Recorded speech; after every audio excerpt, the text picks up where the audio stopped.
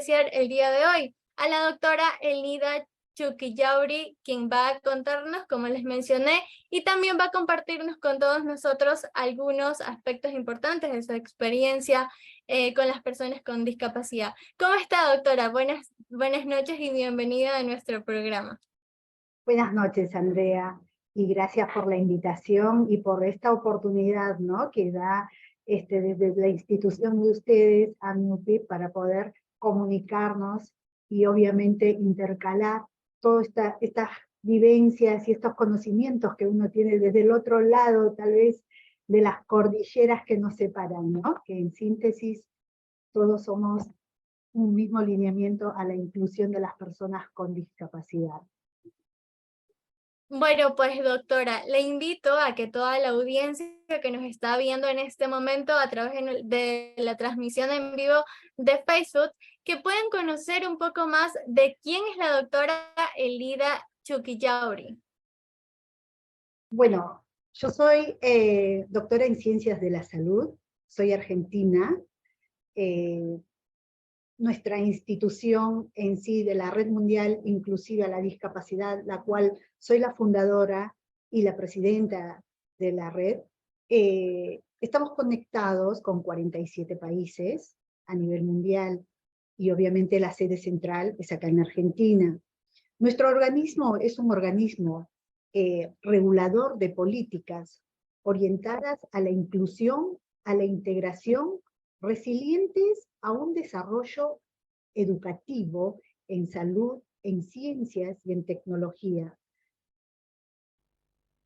Tenemos un estamento social que la igualdad y la inclusión van de la mano para todo estamento de las personas con discapacidad, sin discriminar en el mundo entero, ¿no?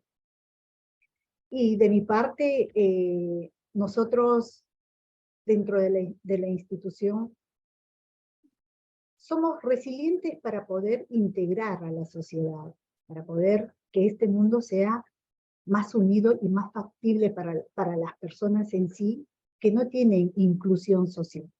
Las personas más vulnerables, que son las personas con discapacidad, hoy por hoy, un ejemplo grande en nuestro país, en la Argentina, somos pioneros de crear muchas leyes. Tenemos ejecutadas muchas leyes por cumplir, pero en la realidad no somos prácticos, nos falta la práctica y lo teórico. Hacer cumplir estas leyes, que en muchos sectores de la sociedad y en muchas partes del mundo les faltan leyes y tal vez los ejecutan, ¿no? Sobre todo en Europa, en Estados Unidos, pero en otras partes del mundo que también les faltan leyes y les falta más organización para poder desarrollar, para poder cumplir con estos estamentos que nos dictan desde el Convenio de los Derechos Humanos de las Personas con Discapacidad, que están todas escritas, solo faltan ejecutarlas y poder cumplirlas. Bueno, pues un gusto compartir con usted. Quisiera que comenzáramos nuestro conversatorio del día de hoy pues con una pregunta inicial, una pregunta básica, y es que usted nos cuente qué es la discapacidad y cómo inicia su recorrido académico su recorrido académico con las personas con inclusión, con las personas con discapacidad. Bueno, desde mi experiencia y mi punto de vista, yo vengo trabajando en políticas públicas de salud hace 29 años, ¿no? Soy docente de la UBA y en estos caminos de la inclusión he trabajado mucho en políticas sanitarias de salud, y eso me hizo ver un panorama, una visión más directa con las personas con discapacidad adulto mayor. Yo coordino una área programática dentro del gobierno de la ciudad. Entonces, eso me hizo impulsar a tener una visión diferente de la discapacidad. Yo creo que la sociedad tenemos una visión no directamente hacia las personas, Nuestra visión es que a las personas con discapacidad es aquella persona que le falta algo. Vemos desde el punto de vista visual a las personas con discapacidad, pero más no vemos un poquito más allá. Una persona está considerada desde el momento que usa anteojos, un grado o una escala con discapacidad, ¿no? Cuando empezamos a ver desde ese punto en la sociedad, vamos a compartir que en nuestra sociedad, más del 8%, de un 10% al 8%, somos personas con algún grado o alguna escala de discapacidad, ¿no? Pero depende cómo mira nuestra sociedad. Y yo creo que está basado al 100% en la educación. La educación y la salud son pilares fundamentales para que nuestra sociedad adquiera y toma conciencia. Desde el inicio, desde la panza de la madre, desde el inicio escolar, tiene que estar la educación. Cuando un nene con sus pares, porque la convivencia de un niño es diferente al adulto, desde chiquitos, inculcarlos que todos somos iguales, que uno tiene que responder por el otro y el otro por el otro, empezamos a tomar nuevas actitudes y progresivamente nuestra sociedad empezará a desarrollar y, y se evitarían muchísimas cosas, ¿no? Nos evitaríamos ese flagelo de discriminación, ese flagelo de inclusión social a las personas con discapacidades diferentes. Entonces, por eso, hoy por hoy, la sociedad mira con una visión que a la persona más vulnerable es porque le falta algo. Y no es el pobrecito, o no es aquella persona que necesita. Todos nos autonecesitamos. ¿Y qué pasa con esto? Nosotros creamos un programa de accesibilidad educativa, ¿no? Esa accesibilidad educativa empieza en el jardín. En un área programática hacemos inclusión. En este caso, la salud va al colegio, a los centros educativos, como somos comunitarios. ¿Por qué? Porque muchas veces los padres no toman esa conciencia que el chico tiene que estar incluido dentro de la salud y la educación. ¿Por qué? Porque o le llevan por partes, primero en el colegio y después la salud. Pero ambos van de la mano. Si el colegio se adhiere a la salud o la salud al colegio, evitaríamos muchísimas cosas. Por ende, esta prueba piloto nos llevó a a sacar muchos índices, ¿no? De visión, de audición en un nene chiquito. Y también está aplicado la prevención. Yo creo que uno, cuando aplica la prevención en la sociedad, es cuando toma conductas diferentes para una inclusión social. Y obviamente que ayudan mucho las políticas públicas. Las políticas públicas de salud son pilares para que la sociedad se desarrolle. Si no tenemos una buena política de salud, no podemos funcionar. ¿Y a qué llamamos políticas públicas de salud o de la sociedad? Cuando el Estado también se hace presente. Pero ¿cuándo el Estado se va a hacer presente? Cuando nosotros seamos partes y exigir a lo que se cumpla, ¿no? A que se cumpla esa ley, a que se cumplan esos estamentos para la sociedad.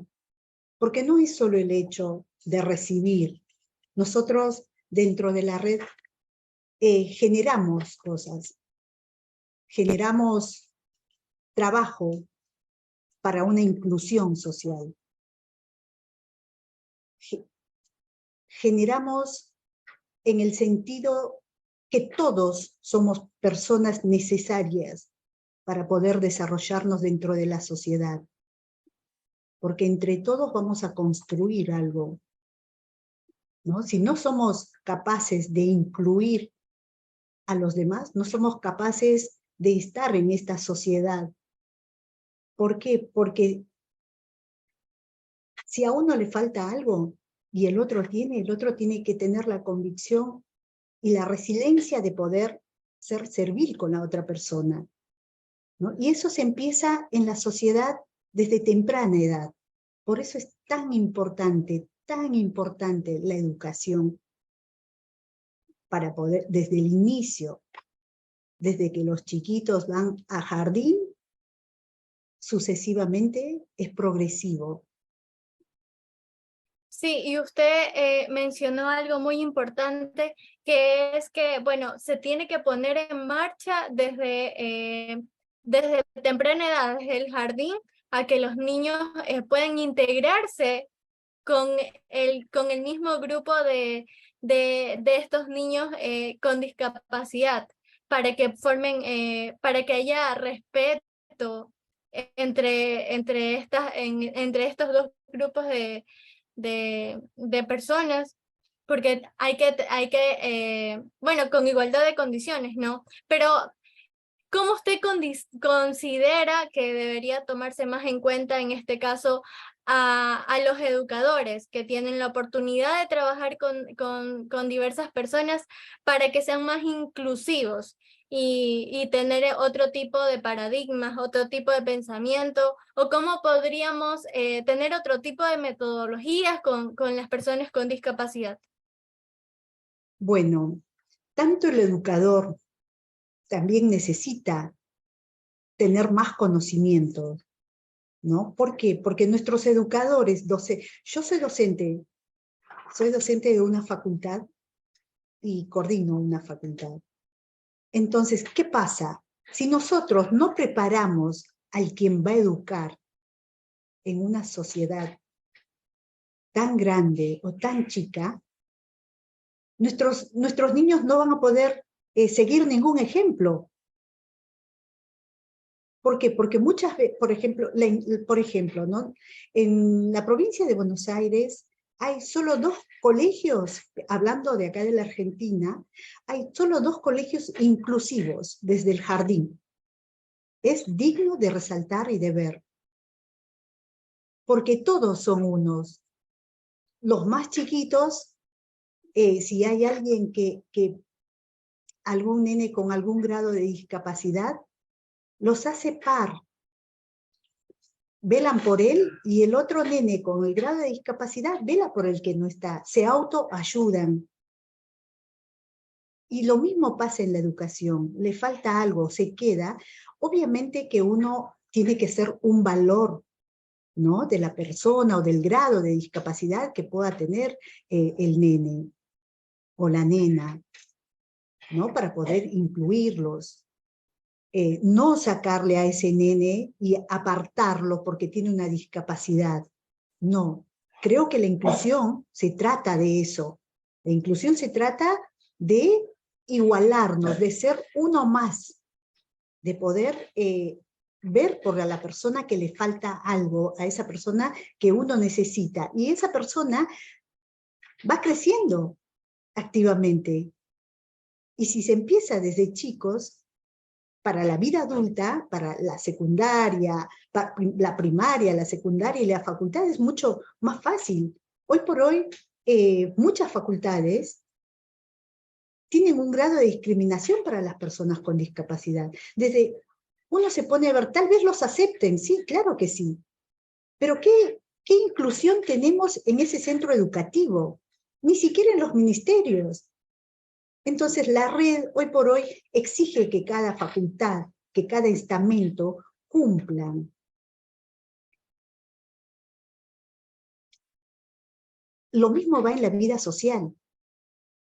Porque si una persona en silla de ruedas quiere asistir al colegio o quiere salir de su casa y vive en un barrio que no tiene pavimento, que no puede circular con las sillas de ruedas, ¿qué hace?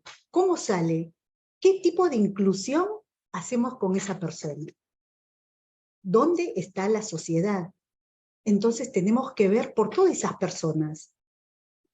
Y hoy por hoy con la pandemia, hoy por hoy con la guerra, y hoy por hoy con muchas cosas que pasan, yo creo que tenemos que concientizar un poco más, desde tu punto de vista de vos, desde el punto de vista no, porque tal vez tenemos nuestra sociedad inundado de todo el mundo que quiere agarrar los temas de discapacidad, asociaciones, fundaciones, muchas cosas, ¿no? Como instituciones. No se recrimina. Ojalá seamos capaces de poder contribuir para esa persona que realmente sea vulnerable y le falta. Que ojalá a través de las leyes que ya están hechas dentro del Convenio de los Derechos Humanos de las Personas con Discapacidad, ojalá se aplicara, ¿no? Entonces, cuando seamos capaces de percibir y de exigir que se cumpla, entonces yo creo que va a cambiar un poquito nuestra perspectiva, nuestra visión, nuestra sociedad. Y es un llamado a todos los gobernantes, es un llamado a todas las personas que manejan todos los caminos, los índices de las personas más vulnerables, de tener conciencia y poder ponernos en el lugar de la otra persona, ¿no? Y hacer también, de por sí, si no tenemos trabajo, si no generamos trabajo, acá en la Argentina hay cupos laborales para las personas con discapacidad. Y también México también es uno de los impulsadores para los cupos laborales. Y también estamos teniendo una inserción en Perú para que se pueda lograr a través de las instituciones, tanto privadas como estatales, para que estos cupos laborales se puedan cumplir. Y obviamente nosotros generar trabajo, porque todos somos una parte de la sociedad. Todos, de una u otra forma, acotamos con la sociedad. Bueno, pues como usted estaba mencionando, pues también básicamente deberíamos considerar, como usted dijo, a un docente que es inclusivo, que pues es aquel que desarrolla metodologías que nos permitan a los niños y jóvenes dentro de un aula adquirir capacidades propias de su edad también y que necesiten a su nivel de aprendizaje, siempre y cuando, como usted lo mencionó, respetando su individualidad, la dignidad y las posibilidades de cada persona, ¿verdad? Obvio que en ellos también es una observación, ¿no? Más territorial tal vez del docente o del conjunto en sí social que va a evaluar a todos los chicos, porque cuando un niño va al colegio es evaluado con el carnet de vacunas, tiene todo un proceso para que ese niño tenga un buen desarrollo, ¿no? Y obviamente seguir todo ese desarrollo, todos esos pasos para que sea un niño sano y tenga una vida social buena. Y obviamente se pueda incluir en su entorno físico, social, y que pueda adquirir ese conocimiento que a medida que va creciendo el centro educativo le va a brindar, ¿no? Pero bueno, con una perspectiva, ¿no? de incluirnos, una perspectiva del docente, porque el docente también tiene que ser preparado. Si no preparamos a nuestros docentes, no los capacitamos, no pidamos nada. ¿Cómo vamos a enseñar a nuestros chicos si no tenemos docentes capaces? Y en esa capacidad no solo uno pide, ¿no?, a nivel mundial, que sí el docente se tiene que capacitar, que sí el papá tiene que estar presente, que sí el niño se tiene que adaptar. No, porque va de la mano también la parte social económica. Si un docente no gana lo que tiene que ganar, va a ser un docente frustrado, como la salud. La salud y la educación, que van de la mano en el mundo entero, ¿no? Nuestra visión es muy holística. Todos los estamentos de la sociedad son parte de la discapacidad, y la discapacidad es parte de la sociedad en todos los estamentos, porque un arquitecto no puede construir un edificio si no hace una inclusión. La economía no puede funcionar si no tenemos una economía y un presupuesto social para una persona sana o enferma. Y así sucesivamente. No tenemos leyes. Si no están las leyes que se cumplan los derechos de las personas con discapacidad, que también tiene que ver, ¿no? Entonces, ¿cómo nos desarrollamos socialmente y legalmente? Es por eso que nosotros hacemos hincapié. Para nosotros, la persona vulnerable no es esa persona que le falta algo, o que algo físico, mental, psicológico. No, la persona vulnerable es aquel que pueda brindar o que pueda recibir a una falta a llegar a esa persona, ¿no? Entonces, si tenemos ese paradigma y esa visión, yo creo que nuestra sociedad puede empujar un poco más. Dentro de todos estos males que tenemos, yo creo que mirando un poco los errores que podemos tener, los errores que pueda tener nuestra sociedad, pueda cambiar, podamos ser más inclusivos y llegar más a esa persona que necesita. Hoy por hoy, Latinoamérica está pasando un momento bastante difícil, ¿no? En cuanto a la economía, en cuanto al progreso, después de una pandemia, es como que nuestros países se han quedado un poco devastados. Y tal vez es a nivel mundial, no solo Latinoamérica, pero seamos capaces, seamos resilientes, ¿no? De poder ponernos ese compromiso de seguir adelante con una buena educación, una buena inclusión, ¿no? Que realmente la palabra se llama incluir. Incluir a las personas más vulnerables, a las que más necesitan, ser resilientes en esa persona que no tiene una silla de rueda, que no tiene un bastón, que no tiene un anteojo. Entonces, nosotros desde nuestro lugar acotamos con esas cosas. Y yo creo que si se cumplen los derechos que realmente están escritos, se podría cambiar un poquito más.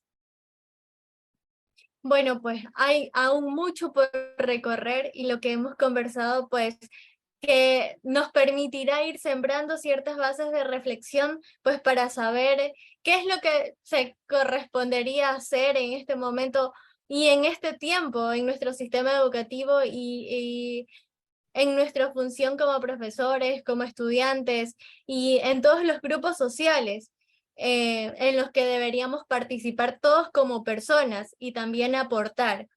Creo que es muy importante eso y que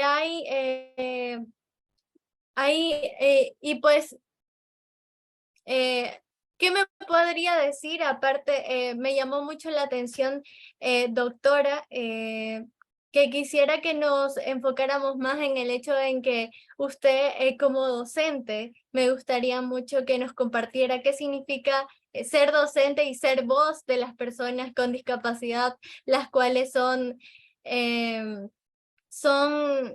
pues, las cuales son los espacios ¿cuáles son los espacios donde les han permitido o se han podido abrir brecha y qué resultados han tenido en este trabajo arduo que ha realizado o que han realizado en lo colectivo? Yo creo que uno hace docencia en cada acto de su vida. A cada instante de la vida, uno aplica, si es docente, aplica la docencia. Y por más que no seas docente, yo creo que uno aprende uno al otro. Nunca se termina de aprender todo.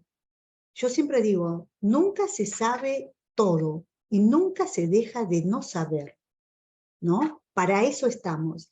Y como mi experiencia de docentes, yo me acuerdo que hace 15 años más o menos que había empezado con la docencia, era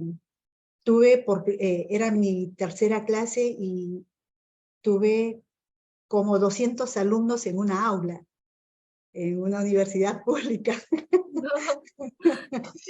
Mi aula era, no había más, yo decía, ¿qué hago acá? ¿No? Y todos tenían esa ansiedad, esas ganas de querer aprender, ¿no? Todos, es como cuando uno empieza la facultad, empieza tan infusivo, tan enérgico, y quiere que ya termine. Y bueno, entonces se me ocurrió dividirlos, porque, claro, ¿qué hacía yo con tantos alumnos? Ninguno me iba a escuchar. Entonces lo que hice,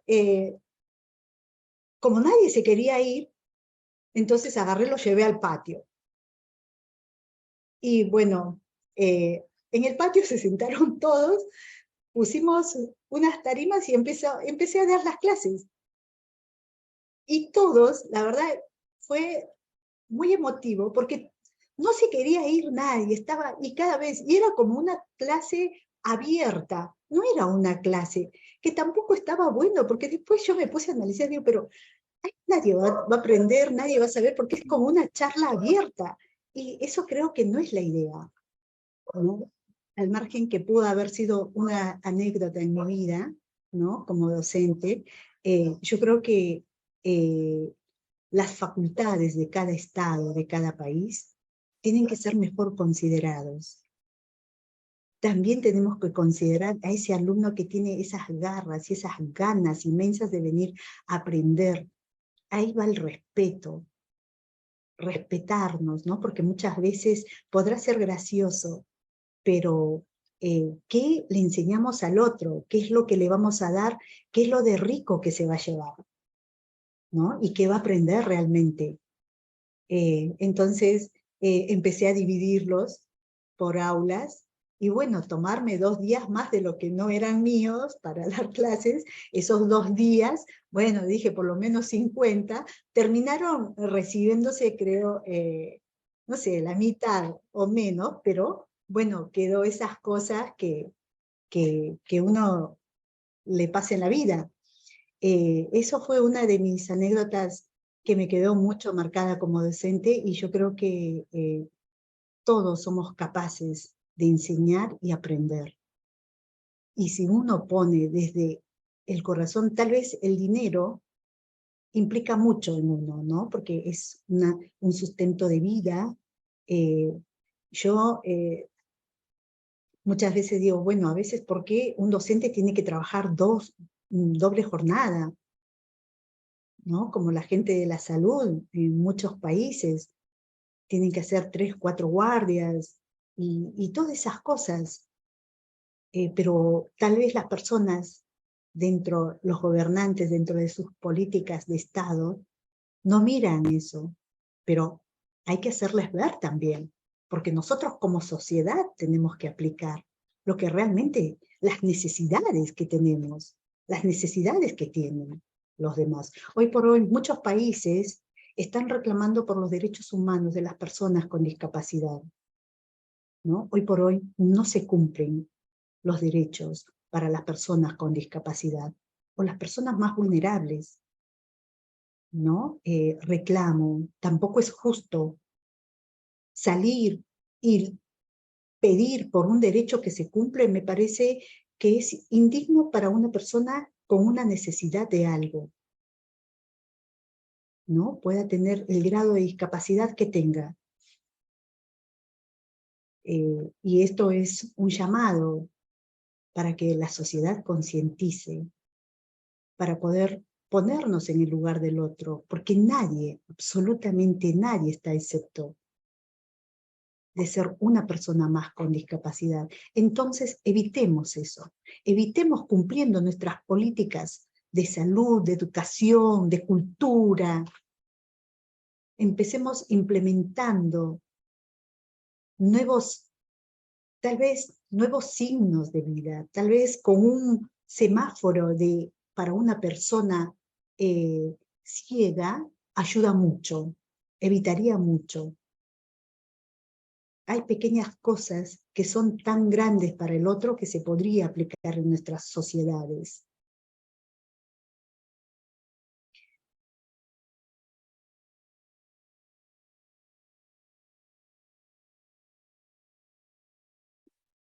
Bueno, pues yo le quiero dar las gracias por compartir su experiencia y su conocimiento que usted tiene. Considero que, como mencionaba anteriormente, por recorrer es muchísimo más amplio y extenso de lo que imaginamos. Sin embargo, también considero que hay muchos retos, hay muchas oportunidades y transformación también que viviremos en los próximos años, esperemos y sea así, con espacios sociales que nos permitan darnos cuenta que la importancia de la inclusión, así que así que gracias por compartir estas experiencias con nosotros y que si es posible dejar plasmadas en las personas y que puedan reflexionar sobre el tema. Yo creo que la única persona que se pueda sentir discapacitada en la vida es aquella persona que no logra sus objetivos. Cuando una persona se traza un objetivo y lo logra, se terminan todas las discapacidades, porque es tan grande lograr algo que uno esmera en la vida para poder ser, para poder llegar al otro, ¿no? Para poder ser más empático al otro. Yo creo que es eso. Y somos cada uno parte de todo eso. Somos cada uno parte para poder incluir al otro.